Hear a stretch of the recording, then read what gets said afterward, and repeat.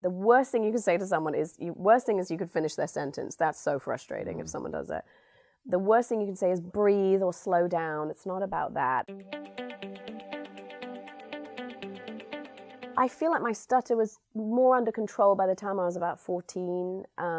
It still comes back and flares if I'm really tired, or when I was pregnant, it was really, really prominent again. Is that because of the no breathing? Space, Yeah, no diaphragm movement, and it runs very prominently in my family. Oh, it does. So I had an uncle, cousin, grandfather who stuttered, and I didn't realize that it was a hereditary genetic thing. I didn't think about it until I started working with this organization in New York called the American Institute of Stuttering, and they're fantastic, and they've got this revolutionary way of treating people and giving people the confidence, and because it's a real problem for a lot of people. It's not just kids. You have adults into their 40s and 50s who haven't been able to get the jobs that they deserve because you're sort of misrepresented by how you speak. And it's nothing to do with an anxiety disorder or a nervous disposition. It's nothing like that. It's just a kind of brain synapse thing that happens to people who are genetically predisposed to have it. And it is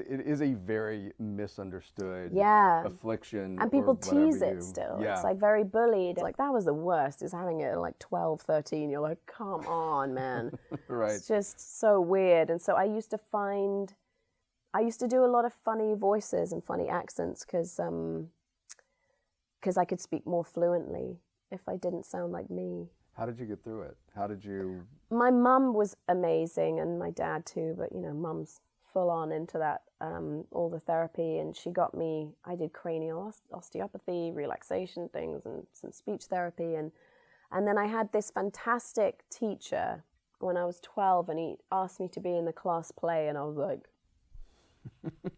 like that.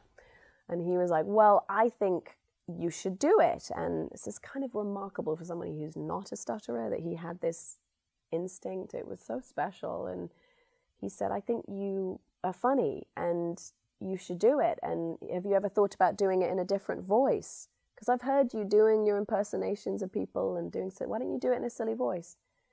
And so I did the play in a stupid voice and spoke fluently.